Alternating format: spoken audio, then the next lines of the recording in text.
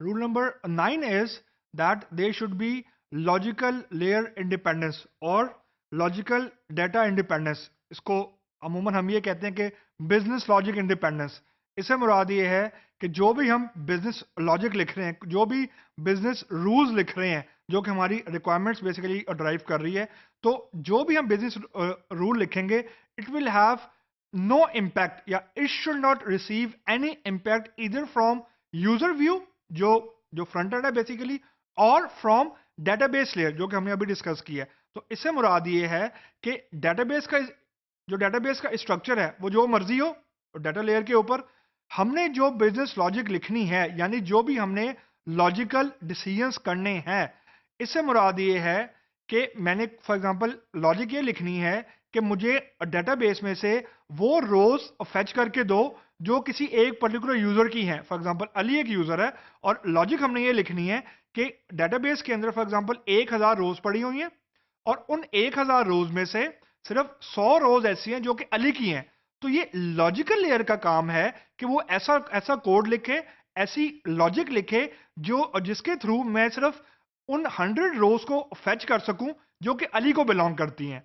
तो ये जो लॉजिक का डिसीजन या ये जो कोड लिखने का डिसीजन है, it will have no impact the way data is organised in the database. यानी हो सकता है कि मैंने अगर जावा यूज की है तो जावा के अंदर सिंटैक्स डिफरेंट होगा फॉर एग्जांपल, या मैंने अगर पीएचपी यूज की है तो पीएचपी का सिंटैक्स डिफरेंट होगा.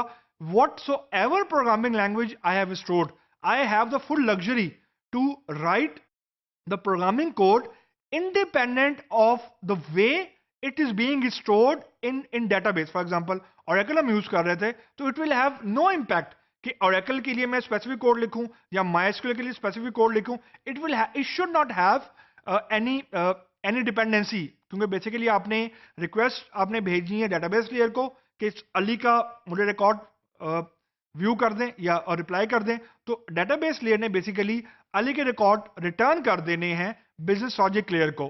तो आइडियली स्पीकिंग जो कोड लिखा है to fetch all rows from database, it will be independent of the way the data is stored in database, and it will be independent of the way the data will be shown to the user. मतलब जो user view है, यानी हम browser use कर रहे हैं, mobile app use कर रहे हैं, फॉर्म्स यूज कर रहे हैं, इट डजंट मैटर.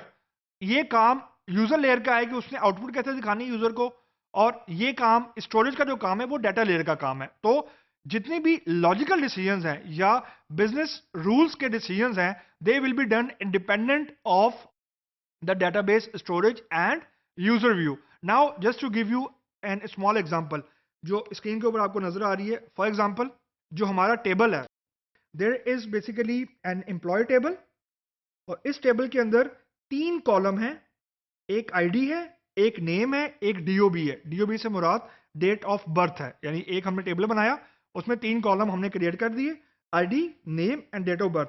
अब जो चीज आपको यहाँ पे समझनी है वो ये नहीं समझनी कि टेबल क्या होता है, कॉलम क्या है, रोज क्या है.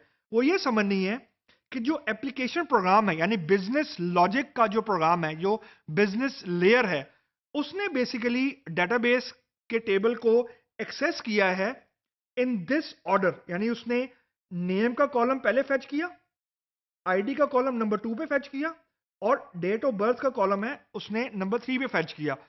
मतलब ये है कि there is no respective correlation in the storage versus the way it is being retrieved. यानी स्टोर हुआ था पहले आईडी, नेम, डीओबी, लेकिन जो फेच करने की रिक्वेस्ट आई है वो आईडी, नेम और डीओबी की फॉर्मेट में या सीक्वेंस में नहीं आई. It is being given in the sequence of name, ID and DOB. This is absolutely correct. This is what actually we mean when we say business layer independence, कि जो store किया हुआ है हमने उसका सीक्वेंस डिफरेंट है और जो हमने फेच किया हुआ है उसका सीक्वेंस डिफरेंट है. तो this is exactly when we say कि there should be a logical layer independence from database layer independence. इससे मुराद ये होती है कि जो डेटाबेस लेवल के डिसीजंस है मेरे, this is one of decision कि आईडी पहले आएगा, नेम बाद में आएगा एंड डीओबी उसके बाद आएगा. ये जो डिसीजन है this will be made independent of the application program. और जो एप्लीकेशन प्रोग्राम का डिसीजन है कि नेम ने पहले आना है, आईडी ने बाद में आना है और डीओबी ने उसके बाद आना है.